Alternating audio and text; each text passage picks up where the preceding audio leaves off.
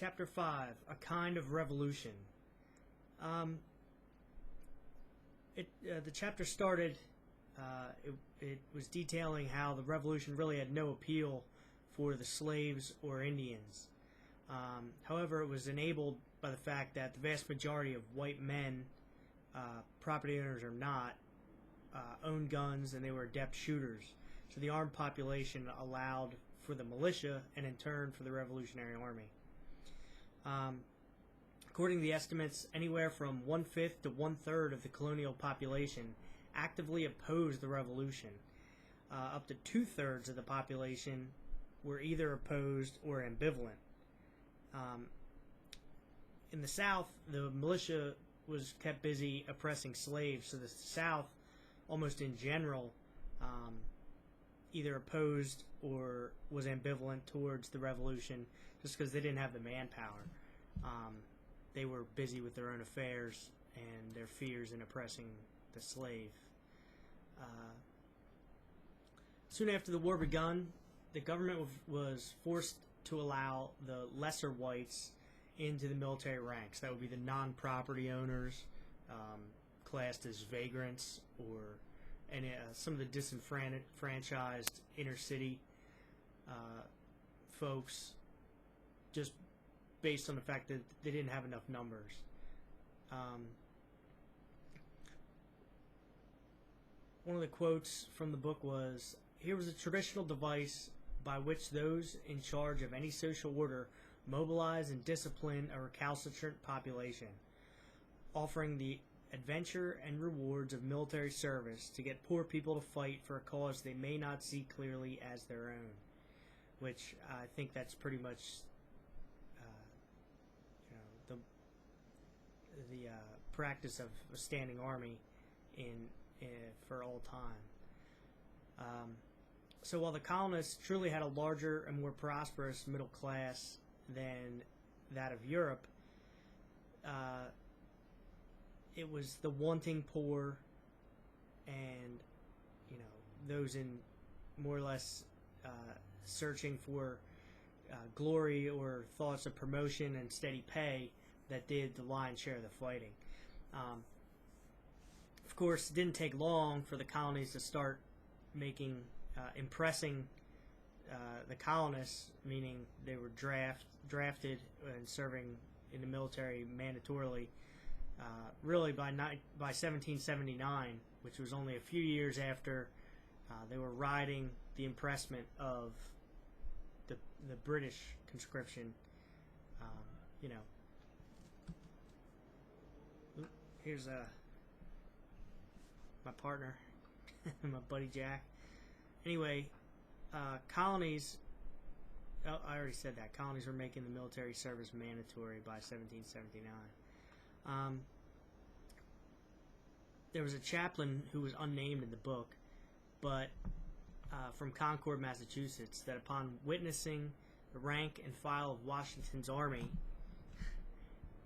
wrote, "New lords, new laws. The strictest government is taking place, and great distinction is made between officers and men. Everyone is made to know his place and keep it, or immediately be tied up and receive not 1, but 30 or 40 lashes." That pretty much says there, new boss, same shit. The conditions were awful. The pay was sparse and intermittent. Mutiny even was not uncommon. At first, the mutineers were met with, negotiation, and mostly were just discharged. But as time went on, and they sort of gained experience on how to deal with it, the mutineers were dealt with much more harshly, either by imprisonment or death.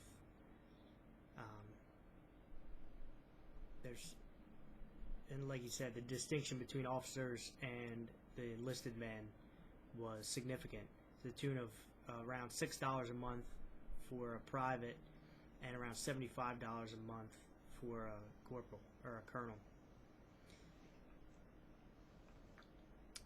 Let's see, as the revolution went on in the late 1770s, there were concerns made regarding the voting rights of lesser property owners and debt concessions for debtors.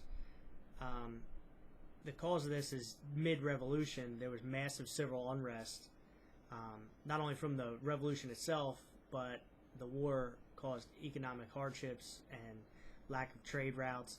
Also, sort of on a side note in the chapter 2, there was some hoarding and economic manipulation by certain merchants and marketers that, to basically, in order to manipulate prices, they would fiddle with the supply and demand, and it really, which in turn made things very hard for, certain people, and the unrest and rioting and that type of thing got to the point where they had to make some concessions if they wanted to keep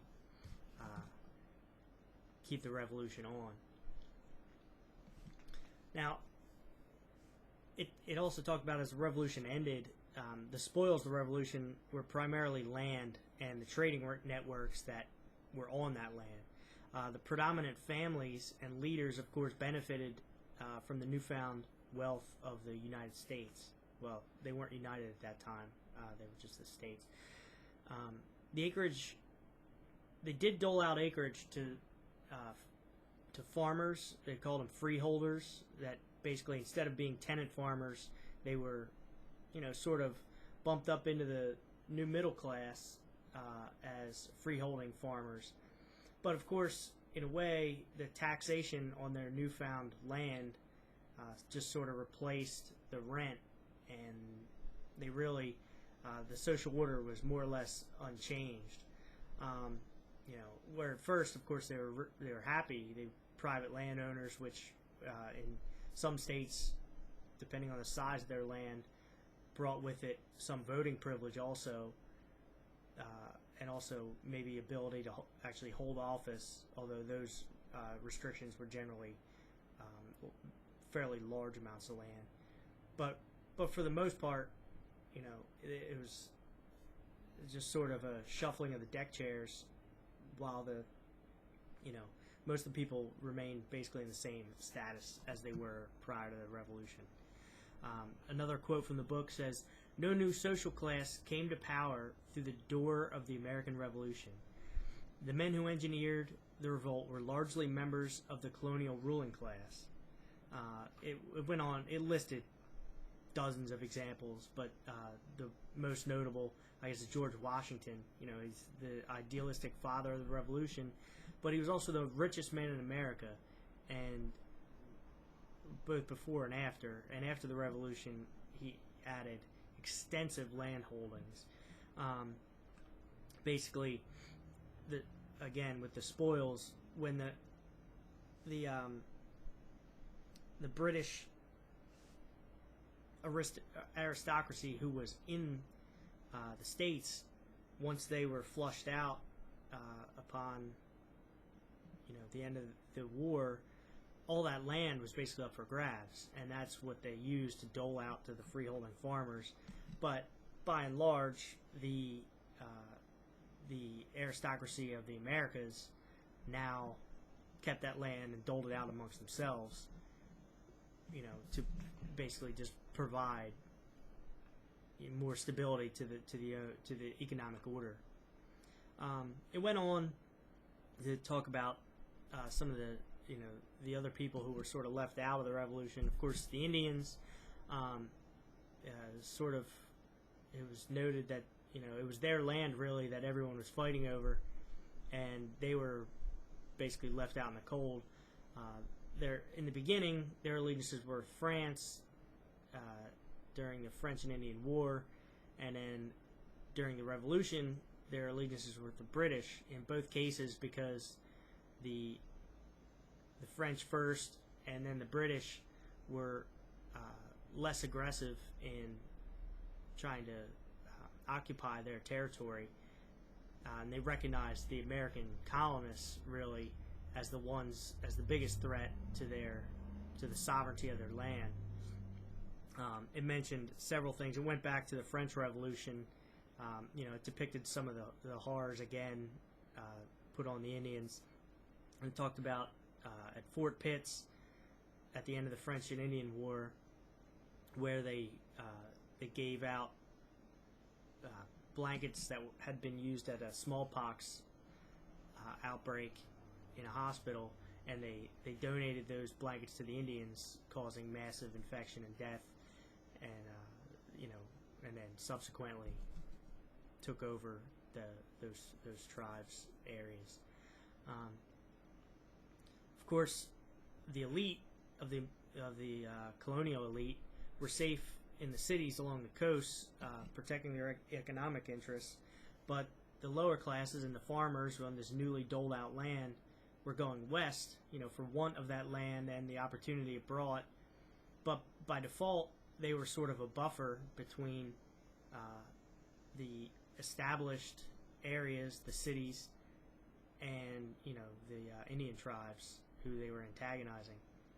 And then, of course, the blacks, most of which were slaves, but under the new Declaration of Independence, free blacks of the North and Upper South now had some, although limited and narrow, abilities to make demands on society. And it went on to note a lot of those. And while the blacks did make some gains, it was mostly in the North. In the South, obviously, slavery was still going strong. And even in the North, there was... it's funny, I'll have to do some more reading in different books. It notes some instances where blacks were even elected to office as soon as, right after, in some capacity. But then they're really not afforded any voting rights or property. So it's a little confusing to me. I would hearken to say that there's a lot more of the oppression going on than of the any type of emancipation. Anyway, it goes on to talk about through the Constitutional Convention. The Constitution was framed up and held as a banner of freedom. Rights were granted, freedoms espoused, but just like was mentioned before, in all those groups, whether it's the poor whites, the Indians, or the blacks, the social order, by and large, remained the same. The economic structure and those under its employ demanded a strong centralized government to uphold that economic order. Which basically, when I say under its employ, that means the power brokers. They needed a strong government to try to keep the states together and uphold the power structure as it was, and protect the economic interest. Disenfranchised farmers were rising up all over the place after they left the war. They had either not been paid or paid in irrelevant currency, or been paid half rates. There's all sorts of examples. But then, of course, when they go back to their farms, which had been left mostly unattended, they were facing back taxes and other debts that were being called under penalty of law. So they revolted and actually disbanded several of local courts, and basically they said they would not allow the courts to sit and rule until the state court would hear their grievances. One of the more notable ones was Shays' Rebellion, where that was pretty well the scenario. It lasted, for the better part of a year, when it was sort of funny. The rebellion sort of took a pause over winter because the snow made it difficult for the farmers to get into town and protest, but their point was made. I'm sorry, the time's running a little short here. This chapter is a little longer, but the constitutional ratification was on the horizon, and the presumed struggle for an exact form of government was on. Although while some called for a more hereditary or permanent form of government than others, it was clear that the people's ties to direct representation were thin. Only about a third of the population were landholders, so still they didn't get much representation. The government had set in stone the ability to tax, appropriate money. Again, as I wrapped up the last chapter, a lot of this was flowery language, but was more legalese, as represented even in the Sedition Act, against, you know, it's not the stone wall of protection of rights that it was made out to be. And I'd highly recommend reading the final few paragraphs of that chapter are they get into that in some detail and are really worth reading.